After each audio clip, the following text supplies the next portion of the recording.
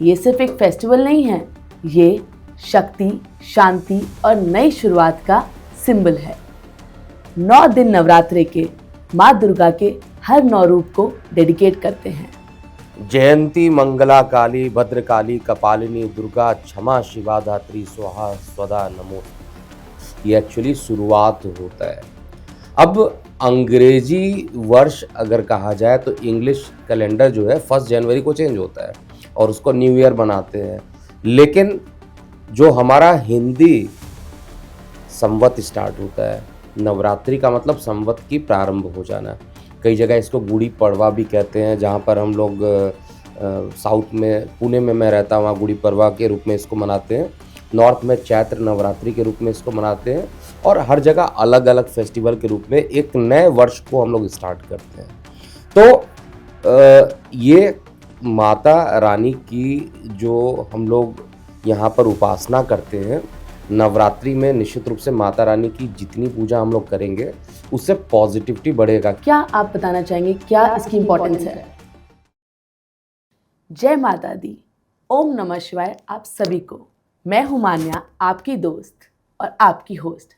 आज का टॉपिक है चैत्र नवरात्रि। ये सिर्फ एक फेस्टिवल नहीं है, ये शक्ति, शांति और नई शुरुआत का सिंबल है। 9 दिन नवरात्रे के माँ दुर्गा के हर 9 रूप को डेडिकेट करते हैं और इन दिनों व्रत रखने से आपका माइंड, बॉडी और सोल बिल्कुल प्योर हो जाता है। इसी पॉजिटिविटी को वेलकम करते हैं के.एम. सिन्हा जी के साथ। के.एम. सिन्हा जी जो कि डीन हैं अजिंक्य डी.वाई. पाटिल यूनिवर्सिटी पुणे के, एंड वो वहाँ पर एस्ट्रोनॉमी और एस्ट्रोफिजिक्स पढ़ाते हैं। Welcome sir. ओम नमः शिवाय। ओम नमः शिवाय। तो हम लोग बात कर रहे हैं नवरात्रि के लिए। दुर्गा जी का सबसे पहले एक मंत्र स्टार्ट करते हैं, वहीं से इसको स्टार्ट करेंगे। जरूर। जयंती मंगला काली भद्रकाली कपालिनी दुर्गा क्षमा शिवा धात्री स्वाहा स्वदा नमोस्तुते। तो माँ दुर्गा को यहाँ पर याद करते हैं और जैसा आपने फेस्टिवल नहीं है, ये एक्चुअली शुरुआत होता है। अब अंग्रेजी वर्ष अगर कहा जाए तो इंग्लिश कैलेंडर जो है 1 जनवरी को चेंज होता है और उसको न्यू ईयर बनाते हैं, लेकिन जो हमारा हिंदी संवत स्टार्ट होता है, नवरात्रि का मतलब संवत की प्रारंभ हो जाना। कई जगह इसको गुड़ी पड़वा भी कहते हैं, जहाँ पर हम लोग साउथ में, पुणे में मैं रहता हूँ, वहाँ गुड़ी पड़वा के रूप में इसको मनाते हैं। नॉर्थ में चैत्र नवरात्रि के रूप में इसको मनाते हैं और हर जगह अलग अलग फेस्टिवल के रूप में एक नए वर्ष को हम लोग स्टार्ट करते हैं। तो ये माता रानी की जो हम लोग यहाँ पर उपासना करते हैं, नवरात्रि में निश्चित रूप से माता रानी की जितनी पूजा हम लोग करेंगे उससे पॉजिटिविटी बढ़ेगा। क्योंकि देखिए, जब भी शुभ काम करने जाते हैं हम लोग, ठीक है, किसी से मिलने जाते हैं या कोई भी शुभ काम करने जाते हैं, तो हम लोग वेल विश लेकर चलते हैं कि सब कुछ ठीक होगा। अब वो अच्छा होगा नहीं होगा बात अलग है, लेकिन हम जब निकलेंगे तो वो पॉजिटिव एनर्जी के थ्रू हमें निकलना चाहिए। ये सबसे पहली चीज़ है। और दूसरा, जो नवरात्रि भी इस बार का जो पड़ रहा है, अब महत्वपूर्ण बात क्या है मान्या कि जो हिंदी नववर्ष होता है, अब जैसे कभी हिंदी नववर्ष जो है अप्रैल में स्टार्ट हो जाता है, कभी मार्च में स्टार्ट हो जाता है, तो लेकिन अंग्रेजी नववर्ष जो होता है हमेशा क्या होता है, 1 जनवरी को होगा। हमारे ज्योतिष में चंद्रमा का मूवमेंट बहुत ज़्यादा इम्पॉर्टेंट माना जाता है, चंद्रमा की गति के आधार पे ही मानते हैं। तो जैसे ही नववर्ष हमारा प्रारंभ होता है, जैसे ही हमारा 12 मंथ हिंदी का कंप्लीट हो जाता है और 13th मंथ यानी फर्स्ट मंथ का रिपीटिशन हो जाता है। हिंदी मंथ हम लोग जानते हैं, चैत्र वैशाख जेठ आषाढ़ श्रावण भाद्रपद अश्विन कार्तिक मार्गशीर्ष पौष माघ फागुन, ये 12 महीने होते हैं। तो चैत्र नवरात्रि सबसे फर्स्ट होता है, इसलिए भी बहुत ज़्यादा महत्वपूर्ण है और हर चीज़ों के प्रारंभ में माता रानी की ही यानी शक्ति की उपासना की जाती है। जी जी। सो इस नवरात्रे का ज्योतिष रूप से क्या आप बताना चाहेंगे, क्या इसकी इम्पोर्टेंस है? ज्योतिष रूप में देखा जाए कि जब कोई नया वर्ष प्रारंभ होता है, देखिए हम लोग बात कर रहे हैं नववर्ष के लिए, लेकिन साथ में हमें ये भी समझना चाहिए संवत चेंज हो रहा है। जैसे हम लोग कहेंगे 2026 का वर्ष हमारा चल रहा है, हम्म, लेकिन हमारा हिंदी वर्ष जो है 57 ईयर्स आगे चलता है। हाँ जी। तो अगर 2000 था तो हमारा संवत 2057 चल रहा था, 2057 चल रहा था। 2026 है, उसमें 57 ऐड कर लीजिए, 2083 का संवत चलेगा। अब संवत की इंपॉर्टेंस क्या है, हम लोग ये चीज़ मानते हैं कि जब भी कोई संवत प्रारंभ होता है तो ज्योतिषीय रूप से हमें देखना पड़ता है कि किस तरीके से बाकी मूवमेंट होते हैं, प्लैनेट कहाँ पर मूव करेंगे। वर्ष 2026 में देखा जाए तो काफ़ी चेंजेस होने वाले हैं। एक तो जो बृहस्पति देव है, जो कि देवगुरु बृहस्पति, जो कि शुभ ग्रह माने जाते हैं, नैसर्गिक रूप से शुभ ग्रह है, उनका गोचर अभी 2 जून को परम उच्च के हो जाएंगे, अच्छा। यानी एग्जॉल्टेड पोजीशन पे रहेंगे, और उच्च के बृहस्पति का भी बहुत ज़्यादा प्रभाव होगा। वैसे बृहस्पति एक राशि में 11 मन तक रहते हैं, लेकिन इस बार इतना फास्ट मूव कर रहे हैं कि केवल कुछ ही टाइम, मतलब आप मान के चलिए 2 जून से लेकर 31 अक्टूबर तक वो उच्च के रहेंगे और फिर ये सिंह में चले जाएंगे, फिर वहाँ से वक्री होंगे। लेकिन वर्ष 2026 में ये, अगर हम हिंदी वर्ष में कहा जाए तो ये 2 राशियों में पूरा प्रभाव देंगे, एक तो कर्क में देंगे और सिंह में देने वाले हैं। इसके अलावा राहु केतु पूरे तरीके से जिस जगह पर है वर्ष में वही रहेंगे, लेकिन हिंदी वर्ष के हिसाब से जो मध्य पड़ेगा, यानी 12 दिसंबर के आसपास का जो समय होगा, उसमें राहु केतु का राशि परिवर्तन हो जाएगा। राहु जो इस समय कुंभ में चल रहे हैं वो मकर में आ जाएंगे, और जो केतु सिंह में चल रहे हैं वो कर्क में आ जाएंगे। तो इसका भी सिग्निफिकेंस होगा ही होगा पूरा का पूरा। तो इस बार का जब भी हम संवत्सर चेक करते हैं तो उसमें कई चीज़ों को चेक करना पड़ता है, और नवरात्रि का जो सिग्निफिकेंस है ज्योतिषीय रूप से हम ग्रहों के मूवमेंट पे देखते हैं, और बड़े ग्रहों का मूवमेंट, जैसे शनि नहीं चेंज होने वाले, सैटर्न पूरे वर्ष देखा जाए तो वो अपने मीन राशि में ही रहने वाले हैं, यानी जिस राशि में अभी हम बात करें वहीं पर रहेंगे। वो वक्री होंगे, बात अलग है, बृहस्पति भी वक्री हो जाते हैं, अभी वक्री चल भी रहे हैं, लेकिन रहने वाले उसी पर है। तो ज्योतिषीय रूप से इसका प्रभाव बहुत ज़्यादा पड़ने वाला है। बहुत बहुत अच्छा लगा ये जानकर।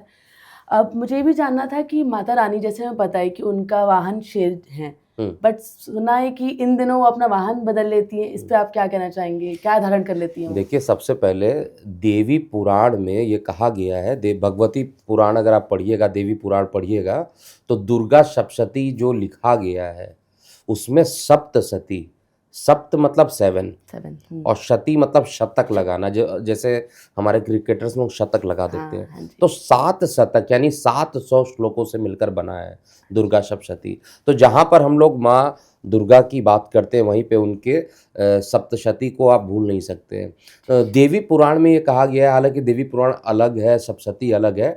देवी पुराण में एक बहुत अच्छा श्लोक लिखा हुआ है, उस श्लोक को आपको समझना चाहिए। शशि सूर्य गजरूणा शनि भौमे तुरंग में गुरु शुक्र डोलायाम बुद्धे नौका प्रकीर्तिता, ये एक श्लोक है। अब इस श्लोक का क्या मतलब होता है इसको हमें समझना पड़ेगा। इसमें श्लोक लिखा हुआ है शशि सूर्य गजरूणा। अब इसका साइंटिफिक मीनिंग निकालते हैं, ये तो श्लोक है। श्लोक अगर मैं बताने लग जाऊंगा तो हमारे व्यूवर भी बोर हो जाएंगे, क्योंकि देखिए आज का जो समय है, जैसा देश वैसा वेश वाली बात है, सभी लोग हिंदी इंग्लिश में परफेक्ट होते हैं तो उसी को समझते हैं। शशि का क्या मतलब होता है? चंद्रमा। अच्छा। और सूर्य मतलब हम लोग सूर्यवार ही कहते हैं, रविवार को सूर्य हाँ जी, कहते हाँ हैं। जी। गज रूणा, गज मतलब हाथी होता है, रूढ़ा मतलब आरूढ़ होना, उस पर चढ़ कर आना। तो माता रानी क्या करती हैं, अगर आपका सोमवार का दिन है या रविवार का दिन है, घोड़े पर। अच्छा कोई घोड़े पर क्यों आता है? घोड़े का सिंबल क्या होता है? हाथी पर आना, घोड़े पर आना। अभी हम इन दो पर ही लेकर चलते हाँ हैं। जी, हाँ जी। तो कोई घोड़े पे आता है, इसका मतलब कहीं विपत्ति है तो हम तुरंत भाग रहे हैं, इसका मतलब विश्व में एक विपत्ति आने वाली है। तो माता रानी क्या करती हैं, घोड़े पे बैठ के तुरंत आती हैं उसका सॉल्व करने के लिए पूरा का पूरा।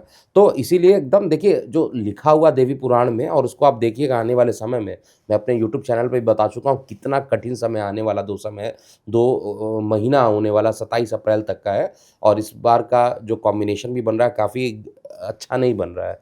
तो उसी बीच में माता की सवारी के लिए जो देवी पुराण में 4 वर्ड तो आपको क्लियर हो गया, हाँ जी, हाँ जी। शशि सूर्या गजरूणा, हाँ जी। उसके बाद शनि भौमे तुरंग में, उसके बाद गुरु शुक्रश्च डोलायाम। अब पहले गुरु। डोली पे आते थे लोग, पहले जब मैरिज होता था कैसे आते थे लोग? डोली पर। तो डोली पर आने का मतलब है अपने मायके जा रहे हैं लोग या अपने ससुराल जा रहे हैं, तो उसमें डोली पर बैठा कर ही ले जाया जाता था। तो गुरु शुक्रश डोलायाम, डोलायाम मतलब बहुत आराम से आ रहे हैं, कोई टेंशन नहीं है, आराम से आ रहे हैं। और बुद्धे नौका प्रकीर्तिते, मतलब बुधवार का दिन होगा तो नाव पर आएंगी। ठीक है, तो सबका अलग अलग है। एक बार हाथी पर, यानी मंडे ट्यूसडे हो तो हाथी पर। इसके अलावा शनि भव में तुरंग में, मतलब आपका हो गया अगर ट्यूसडे है या सैटरडे है तो घोड़े से आएंगे। गुरु शुक्रश डोलायाम, यानी गुरुवार हो या शुक्रवार हो तो डोली पर बैठ के आएंगे। बुद्धे नौका प्रकीर्तिता, यानी जो बुधवार होगा उसमें नाव पर बैठकर आएंगी। इसका ये पूरा मतलब है। मेरे ख्याल से ये समझ में आ गया होगा। तो 27 तारीख को क्या होगा कमेंट सेक्शन में बताइए, और वहाँ पर कौन सा वाहन से माता रानी जाएंगी इसको भी लोग अगर कमेंट सेक्शन में बताएं तो मुझे लगेगा मेरा बताना सार्थक हुआ। जरूर जरूर, मुझे तो याद हो गया, आई एम श्योर हमारे दर्शकों को भी याद हो जाएगा इसके थ्रू। आई थिंक नवरात्रि आ रहे हैं तो सबसे पहले हर दर्शक का यही दिमाग में एक क्वेश्चन आता है कि किस चीज़ का हमें ध्यान देना चाहिए, किस चीज़ से सावधान रहना चाहिए, इस पर थोड़ी सी रोशनी डालिए। देखिए, माता रानी की जब हम पूजा करते हैं तो हम लोग को सात्विक होना पड़ता है, सबसे पहला चीज़ है। अब माता रानी आ रही हैं, ठीक है, आप पूजा पाठ कर रहे हैं, लोग मांसाहार कर रहे हैं, लोग जो अल्कोहल पी रहे हैं, तो उसमें क्या होगा, आप अपने पूरे वश में नहीं रह पाइएगा।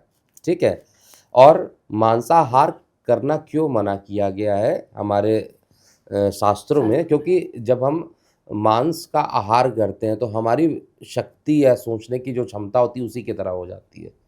इसीलिए शाकाहार को ही अपनाना चाहिए लोगों को, ये भी हमारे ऋषि मुनियों ने कहा हुआ है। तो जब भी, लेकिन लोग खाने वाले खाते ही हैं, तो ये कहा गया है कि अगर आप मांसाहार का सेवन उस समय छोड़ सकते हैं पूरे 9 दिन तो बहुत अच्छा रहेगा। आप पूरे 9 दिन व्रत नहीं रह सकते हैं तो कम से कम पहले और अंतिम दिन आपको रहना चाहिए, व्रत रखिए।